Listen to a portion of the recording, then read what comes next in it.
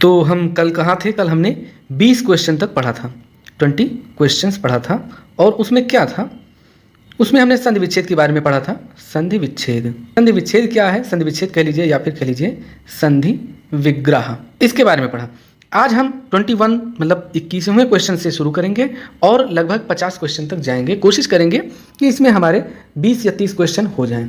बहुत ज़्यादा चर्चा हुआ था, बहुत ज़्यादा हम डीपली चले गए थे, इसीलिए पिछले वाला वीडियो जो हमारा था वो थोड़ा ज़्यादा लंबा हो गया वीडियो। तो स्टार्ट करते हैं देर न करते हुए। सबसे पहला कि निश्चल का संधि जो सही संधि विच्छेद है क्या है? याद रहे कि आपसे क्या पूछा जा रहा है? आपसे पूछा जा रहा है संधि विच्छेद, ना कि आपसे उपसर्ग पूछा जा रहा है। उपसर्ग और संधि विच्छेद में आपको पता ही है, मैंने बताया था पिछले वीडियो में। ना हो पता तो जाके देख लीजिएगा।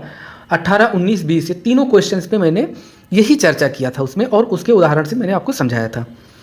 बात करते हैं इसमें निश्चल का। तो पहला ऑप्शन है निह प्लस चल। तो जाहिर सी बात है इसका जो सही संधि विच्छेद होगा वो निह प्लस चल होगा।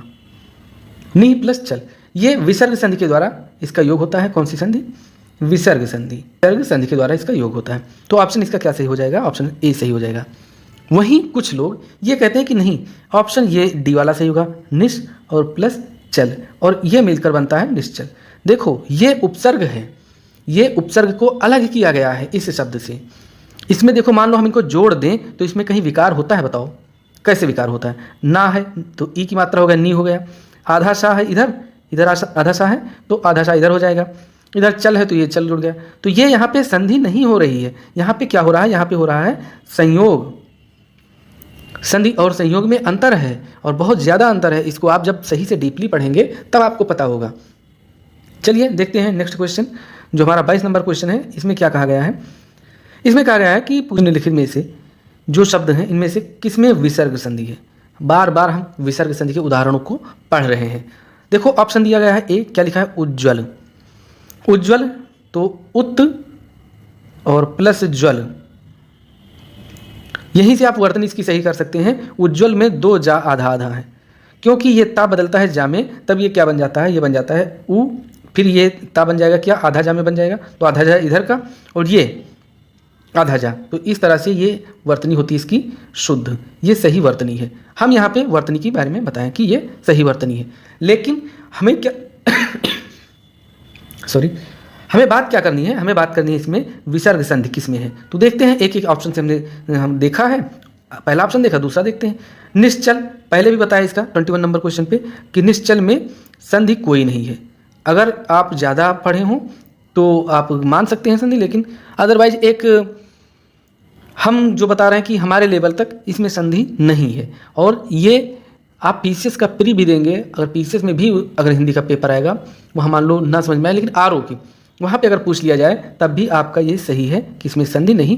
किस युग मतलब किस क्या कहते हैं, किस कॉन्सेप्ट पे ये शब्द बना है? तो वो संयोग। जहाँ पे संधि नहीं होता है वो संयोग होता है।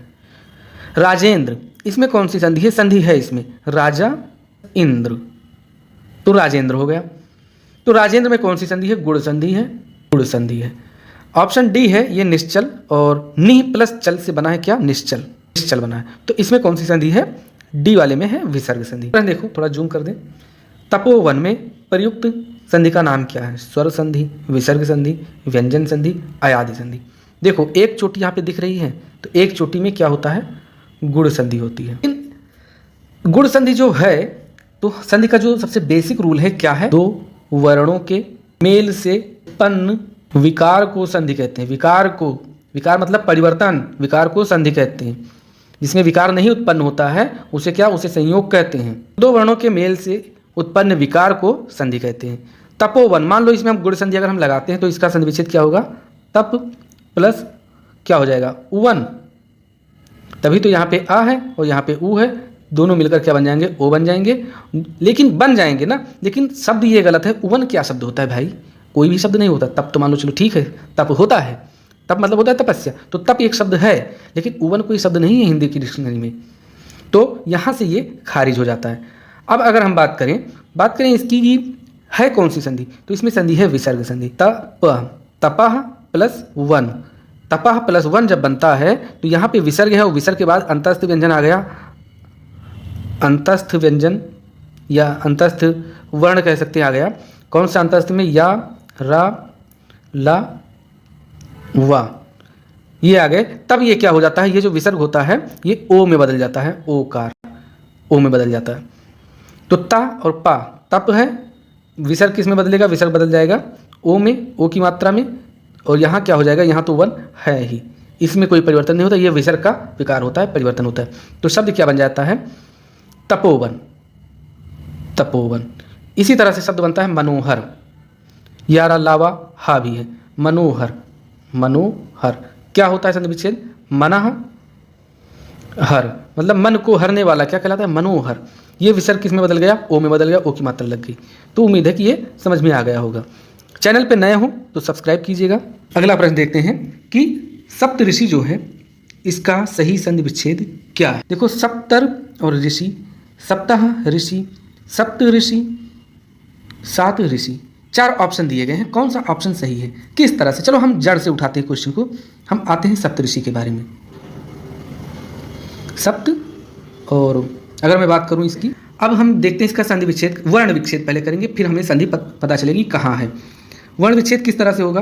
तो वर्ण विच्छेद एक बार आपको मैं बताऊं अगर, तो जिस तरह से अगर बात किया जाए वर्ण विच्छेद, सप्त और क्या है? ऋषि है, सप्त ऋषि।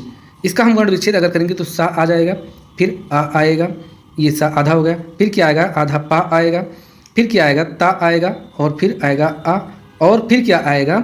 रा आएगा, और क्या आएगा? शी।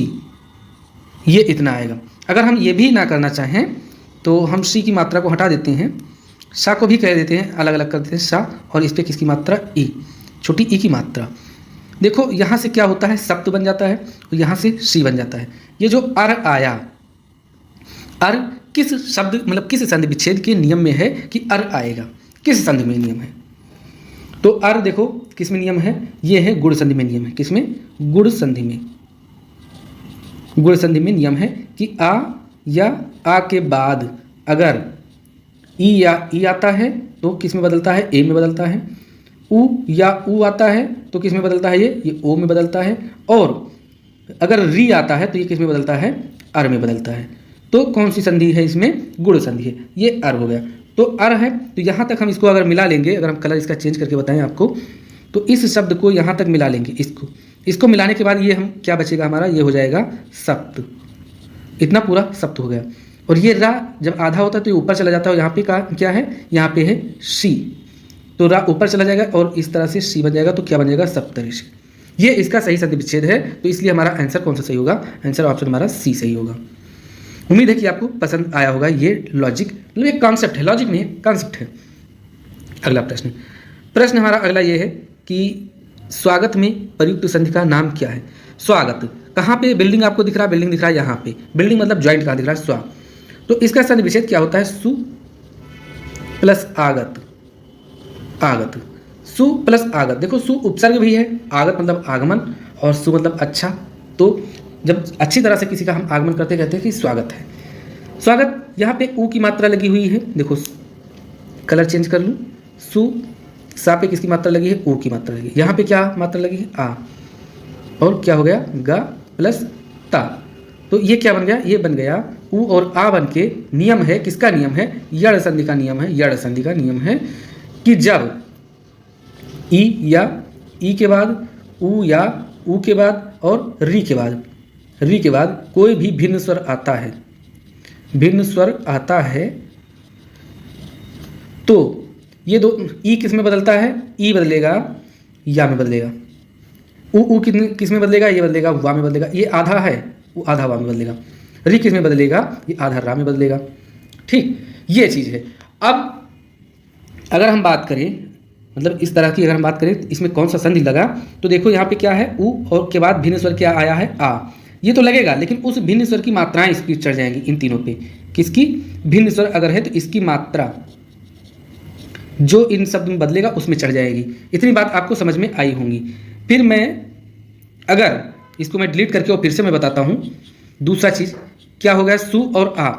इतना देखा होगा आपने, बहुत अच्छी तरह से मैं बता रहा हूँ, कोई नहीं बताएगा। टाइम भले ही लग रहा है लेकिन समझ में आ रहा है। तो ऊ और जो ऊ लिखा हमने, ऊ के बाद आ मिला, तो ये किस में बदला, ये बदला, ऊ बदल गया वा में। वा पे किसकी मात्रा चढ़ जाएगी, इसकी, तो ये क्या हो गया वा। और सा था, यहाँ पे सा था, सा के बाद हलंत लगा दिए थे, ऊ निकाल लिए थे, तो सु बच्चा। तो यहाँ आधा सा है और यहाँ हो गया वा, और यहाँ पर क्या बचा था, यहाँ पे गत बचा था।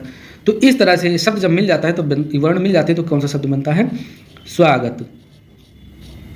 तो इसमें कौन सा संधि है, इसमें है यड़ संधि। Option number B is right. अगला प्रश्न देखते हैं। अगला प्रश्न हमारा ये है 26 नंबर प्रश्न है, आज का छठा प्रश्न। प्रश्न क्या है कि दिगंबर में प्रयुक्त संधि का नाम क्या है। तो ये नियम है कि दिक प्लस अंबर, इसका अंबर मतलब होता है वस्त्र, वस्त्र, और दिक मतलब क्या होता है, दिक मतलब होता है, ये आधा दिक है, पूरा दिक अगर इस तरह से दिक होता तो क्या हो जाता, इसका मतलब हो जाता गुस्सा, लेकिन ये आधा का है, दिक है, तो दिक मतलब होता है दिशाएं, दिशाएं। तो कहते हैं कि जिनकी दिशाएं ही वस्त्र हो, मतलब जो नंग धड़ंग रहते थे बिल्कुल, उनको क्या कहते थे, उनको कहते हैं दिगंबर। ये शब्द किस में बन जाता है, दिगंबर बनता है। किस तरह से कि ये का के बाद, देखो का वर्ण के बाद, मतलब नियम ये है, ये व्यंजन संधि का नियम है, पहले तो मैं ये बता दूं। और नियम क्या है कि यदि किसी वर्ग का, दो चीज़ें, एक मैं वर्ग पढ़ाऊंगा आपको, वर्ग, तो वर्ग कितने हैं, वर्ग हैं 5। तो यदि किसी वर्ग का प्रथम वर्ण, और प्रत्येक वर्ग में कितने वर्ण हैं, 5 वर्ण हैं, 5 वर्ग भी हैं और 5 वर्ण भी हैं, वर्ण भी 5 हैं। कंफ्यूज मत होइएगा, थोड़ा सा मैं अभी आपको और क्लियर मैं कर दे रहा हूँ, कोई बात नहीं, ज़्यादा समय लगेगा, कुछ कम क्वेश्चन करेंगे, लेकिन करेंगे तो प्रॉपर ही करेंगे। यहाँ पे मैं थोड़ा सा इसको हटा के बता रहा हूँ आपको। कह रहे कि यदि किसी वर्ण का, देखो सीधी सी बात, जब वर्ण है, वर्ण 5, प्रत्येक नहीं, वर्ग, पहले हम बात करते हैं वर्ग की। वर्ग कितने, वर्ग हैं 5, और 5 वर्ग हैं, 5 वर्ण हैं, मतलब प्रत्येक वर्ण में 5 वर्ण। तो इस तरह से टोटल कितने वर्ण हो जाते हैं, इसमें हो जाते हैं 25, 5 गुणे 5 25। जैसे का वर्ग, चा वर्ग, टा वर्ग, ता वर्ग, पा वर्ग, 5 वर्ग हो गए, ये वर्ग हैं, वर्ग, वर्ग। वो इसको जानना बहुत जरूरी है, अगर ये नहीं जान पाएंगे आप, तब आप संधि वाला चैप्टर तो आप भूल ही जाइए कि किस तरह से होता है। अब ये का वर्ग में कितने वर्ण, तो इसमें क, ख, ग, घ, और इसको कहते हैं अंग, अनुस्वार हो जाता है, ये पंचमाक्षर है। कितने हैं इसमें वर्ण, कितने हैं, देखो का वर्ग में 1 हो गया, दूसरा हो गया, तीसरा, चौथा और 5वां। अब नियम क्या है, नियम ये है कि यदि किसी वर्ग का पहला अक्षर आता है, यदि किसी शब्द में वर्ग का पहला अक्षर का योग, जैसे पहला अक्षर क्या है का, इसका योग किसी स्वर से होता है, तो ये का अपने तीसरे वर्ण में, अपने वर्ग के तीसरे वर्ण में बदल जाएगा। जैसे तीसरा वर्ण इसका क्या है, तो तीसरा वर्ण है का, गा में आ जाएगा, तो ये किसमें, गा में बदल जाता है। आधा ही है तो ये आधे में बदलेगा। तो क्या था, दिक था, दिक के बाद गज हो गया, तो ये का किस में बदले, नहीं यहाँ पे गज नहीं था, यहाँ पे था अंबर, अंबर था। गज वाले में अलग रूल लगा है, क्योंकि हम स्वर सिर्फ हमारे सामने आया तो हमने स्वर का रूल बताया। जब गज आएगा, दिक और प्लस गज दिग्गज आएगा, तब दिग्गज वाला रूल बता दूंगा आपको, एक एक करके। दिक और आ गया, तो यहाँ पे हो गया दी, और यहाँ पे हो गया आधा गा, और अंबर ये है ही, तो आ जाएगा इधर। जब इस पे शिफ्ट होगा, गा पे मात्रा चढ़ जाएगी, तो ये कहलाएगा दिगंबर। और ये किस, ये व्यंजन संधि का उदाहरण है, व्यंजन संधि का उदाहरण है। तो उम्मीद है कि ये चीज़ आपको समझ में आई होगी। तो अब हम देखते हैं नेक्स्ट क्वेश्चन, जो 26 नंबर क्वेश्चन ये हो गया। 27 नंबर क्वेश्चन देखते हैं। बात करते हैं कि निम्नलिखित में से किसमें स्वर संधि है, किसमें स्वर संधि है। तो स्वर संधि किसमें है, देखो अधोमुख, अधोमुख का क्या होता है, अधा प्लस मुख, इसमें कौन सी संधि है, तो इसमें है विसर्ग संधि। बहुत ही मोटा पेन चल रहा है, विसर्ग संधि। फिर अगर मैं बात रजनीश, तो इसमें क्या है, रजनी प्लस ईश। अब मैं पूरा डीपली नहीं जाऊंगा, क्योंकि एक दो क्वेश्चन मैं आपको बता दिया हूं, और उससे आप अंदाज लगा लीजिए। तो ये क्या हो जाता है, रजनीश कौन सी संधि है, दीर्घ संधि है, दीर्घ स्वर संधि, संधि रजनीश में। रजनीश किसका पर्यायवाची है, रजनी मतलब होता है रात, मैं आपको और भी बता दूं, रजनी मतलब रात होता है, ईश मतलब होता है स्वामी। तो रातों के स्वामी किसे कहा जाता है, ये कहा जाता है चंद्रमा को। तो रजनीश किसका पर्यायवाची है, चंद्रमा का पर्यायवाची है, पर्यायवाची है। फिर अगला शब्द है हमारा वाक जाल। वाक और जाल, देखो नियम क्या है यहाँ पे, इसमें भी बता दूं।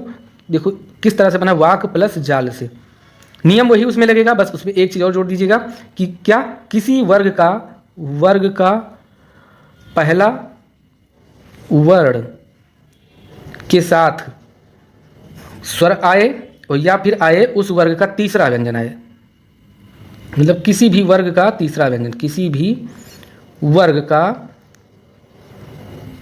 थर्ड वाला वर्ण आए। वर्ग और वर्ण में ज़्यादा कन्फ्यूज मत होइएगा, आ जाए तो किस में बदल जाता है, ये बदल जाता है जा में बदल जाएगा, तो इस तरह से वाकजाल हो जाएगा। मनोयोग मैंने बताया अभी, मना प्लस योग, क्या मना प्लस योग हो जाता है, क्या हो जाता है, मनोयोग, विसर्ग संधि है। इसका आंसर क्या होगा, आंसर होगा Rajneesh, option number B is correct. अगला प्रश्न देखते हैं, प्रत्युपकार का सही संधि विच्छेद क्या है। प्रत्युपकार, देखो इसमें उपसर्ग क्या लगा है, उपसर्ग लगा है प्रति, प्रति प्लस उपकार। अब उपसर्ग लगाने से, देखो उपसर्ग लगाने से संधि हो जाती है, तो इसमें कोई फॉल्ट नहीं है, ये एक संधि का नियम ही है, क्योंकि हमें शब्द बनाना है। और संधि क्या है, ये प्रोसेस है, शब्द बनाने का प्रोसेस, संधि हो गया, समास हो गया, उपसर्ग प्रत्यय, ये सब शब्द बनाने के प्रोसेस हैं। तो प्रतिधन उपकार, तो ये ई यहाँ पे क्या है, प्र, और अगर हम इसको हम अलग अलग अगर करें तो पा और अलग कर दें, आपको बता दें, आप यहाँ पे भी कंफ्यूज होंगे। ये प्रा जो बना है, इस प्रा में क्या है, इसमें आधा पा है और रा है पूरा, ठीक। तो इस तरह से पा रा प्रा हो गया। फिर ता है, ता पे किसकी मात्रा है, ई की मात्रा है, छोटी ई की मात्रा है, ई की मात्रा है। तो ये क्या बन गया, ये बन गया इतना प्रति, प्रति। अब हमें देखना क्या, हमें इस वाले ई से मतलब है, इस वाले ई से मतलब है, प्लस प्लस थोड़ा कर दें, क्योंकि यहाँ पे वर्णों को जोड़ना है, जो शब्दों को जोड़ना है। यहाँ पे उपकार है, उपकार का हम क्या लेंगे, यहाँ पे लेंगे ऊ, क्या लेंगे ऊ। अब हमें संधि कहाँ करानी है, ई और ऊ में करानी है। नियम क्या, नियम वही इको यड़च वाला, कि ई के बाद या ऊ के बाद या री के बाद कोई भी भिन्न स्वर आए, कोई भी भिन्न स्वर। अब ई के बाद ऊ आ रहा है, तो यानी कि ऊ भिन्न है, जरूर भिन्न है, क्योंकि ई है नहीं तो ऊ है। तो ये ई किस में बदलेगा, ये बदलेगा या में, और मात्रा किसकी चढ़ जाएगी, ऊ की चढ़ जाएगी, तो इस पर हो जाएगा यू। अब देखो प्रत्युपकार, यू कहाँ इसमें मिल रहा है, प्रत्युप देखो यू मिल रहा है इसमें, इस तरह से। अब क्या है, प्रति धन उपकार, ऑप्शन नंबर सी सही। अब ज़्यादा डीपली जाएंगे तो बहुत ज़्यादा हो जाएगा भाई, इतना समझ जाओ। वास्तव में अगर एक बार समझ गए तो आप कभी पढ़ने की जरूरत नहीं पड़ेगी। अगला प्रश्न देखते हैं, मनोयोग का सही संधि विच्छेद क्या है। मैंने बताया ही, मना प्लस योग किस संधि का उदाहरण है, तो ये है विसर्ग संधि का उदाहरण। अगला प्रश्न देखते हैं, अगला प्रश्न है कि गायक का सही संधि विच्छेद है। मैंने पिछले वीडियो में मैंने बताया गायक का सही संधि विच्छेद क्या है, गय प्लस अक, गय प्लस अक। मैं थोड़ा सा आपको सूत्र अगर बता दूं, अगर आप चाहते हो, कि ये किसका, अयादि संधि का उदाहरण है, किसका, अयादि संधि, अयादि संधि का उदाहरण है। अयादि संधि किसके अंतर्गत आती है, तो ये आती है स्वर संधि के अंतर्गत, स्वर संधि, और इसका ये पांचवा जो प्रकार है अयादि संधि। क्या है नियम, इसमें है कि ए और आए, ओ और औ, नहीं दिख रहा है ना, इसका कलर थोड़ा डल है, फिर से मैं करता हूँ कि ए और आए, ओ और औ, इनके बाद कोई भी अगर भिन्न स्वर आता है, इनके बाद कौन भिन्न स्वर आता है,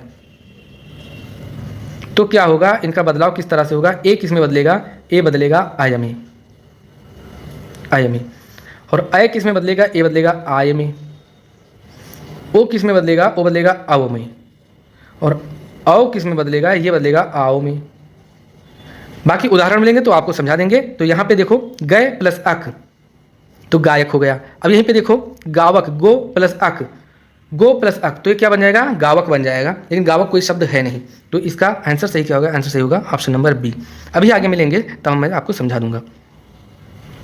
ये बहुत ही अच्छा है, इसको ज़्यादा समझाने की कोशिश नहीं करेंगे, बहुत डीपली जाना पड़ेगा, बस इतना जानिए। अब शेख का सही संधि विच्छेद क्या है, तो सही संधि विच्छेद है अभी प्लस शेख, और ये विसर्ग नहीं, व्यंजन संधि का उदाहरण है, किसका, व्यंजन संधि का उदाहरण है, व्यंजन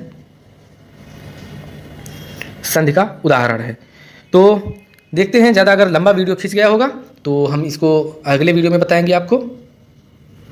आप चैनल पे बने रहिए, शेयर कीजिए, सब्सक्राइब कीजिए, लाइक कीजिए, और आपका सपोर्ट जो है ना, सपोर्ट मायने रखता है हमारे लिए, क्या रखता है, मायने रखता है। मैं कोशिश करूँगा आपको, मैं देखो, मैं साफ साफ मैं बताता हूँ कि मैं पूरी पेट की तैयारी नहीं, अभी नहीं उस स्थिति में हूँ कि पूरी पेट की परीक्षा की मैं सिलेबस आपको कवर करा पाऊँ, लेकिन मैं जो भी चीज़ें दूंगा वो बिल्कुल नायाब चीज़ें होंगी। और हर उस नायाब चीज़ पे सिर्फ किसका हक है? सिर्फ प्रतियोगी का हक है, क्योंकि उसे अपनी परीक्षा को पास करना है। तो मिलते हैं आपसे नेक्स्ट वीडियो में, और यहीं से हम अगला 32 नंबर क्वेश्चन से शुरू करेंगे, क्योंकि डिस्कशन ज़्यादा हो गया तो डिस्कशन से हम ब्रेक दे रहे हैं इसको। ठीक है दोस्तों, मिलते हैं नेक्स्ट वीडियो में, तब तक के लिए नमस्कार, जय हिंद, जय भारत।